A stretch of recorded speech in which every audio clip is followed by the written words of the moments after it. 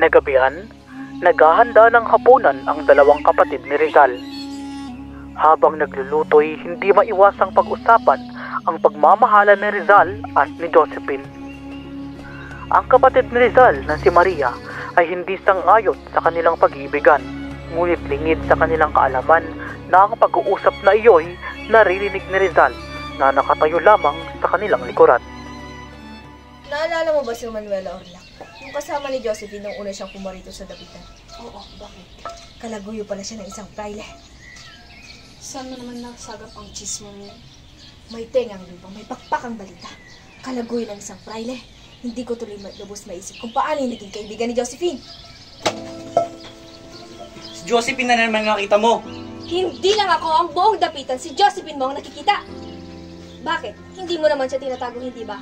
Tulad ngayon, hinayaan mo siyang namalengke kayong alam mong kapansin-pansin ang kanyang kondisyon. Maria, huminahon ka na. Hindi mo malang iniisip ang sasabihin ng ibang tao. Sabihin ng ibang tao, ang importante ay maayos ang aming pagkasama. Para sa akin, sapat na yon. Maging kaming mga kapatid mo, maging kami at ang aming mga anak ay napag-uusapan na sa buong dapitan dahil sa skandalos ang pagsasama ninyo. Skandaloso? Skandaloso para sa marami dahil maganda ang aming pagkasama. Skandaloso para sa iba dahil maayos ang aming pamumuhay. Kumpara sa mga mag-asawa dyan, nakasanla, pero lagi naman nag-aaway. Saan ba nanggaling ang Josephine na yan? Isang estranghera, isang yagit na nanggaling sa Hong Kong na napadbad dito na maswerteng nakabinggit ng Hijo de Buena Familia. Teka nga, Maria. Kahit na estranghera si Josephine, mabait siya. Mabait? Malalahanin at masunurin. Ang ginagawa niya sa akin ay pag-aalaga. Ang ginagawa niya pagsunod-sunod sa akin, hindi ang magagawa niya sa Pilipinas. Masunurin? Hindi ba yan ang gusto mo, Pepe, ha? Isang taong hindi makikipag-away sa'yo? Maria, ano ka ba? Hindi ka ba nagkataka, Pepe? Hindi ka ba nagkataka? Ang higpit-higpit ng otoridad sa'yo!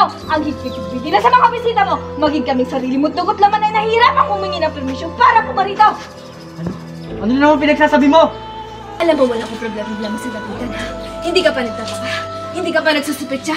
Si Manuela Orlac ang kaibigan ni Josephine. Hindi lang siya kalaguyo ng mga praile. Ispiya siya ng mga praile. At kaya siya pumarito dito sa dapitan upang mag-espiya para sa'yo. Mahimik ka, Maria. Alam mo ba, mabuti nang malaman mo kung saan nagpupunta yan si Josephine. Madalas siyang lumalabas tuwing hapon kasama si Manuela Orlac. Alam mo kung saan sila nagpupunta?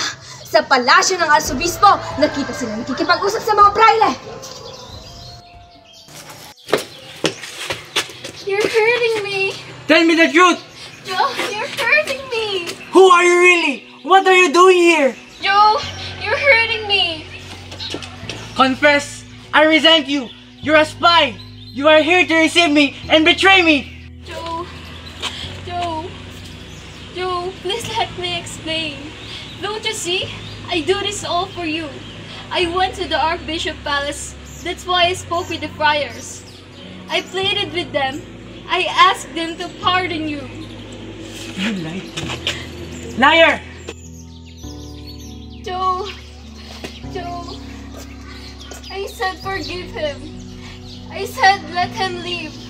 And his exile. I pleaded and I pleaded. Tama na!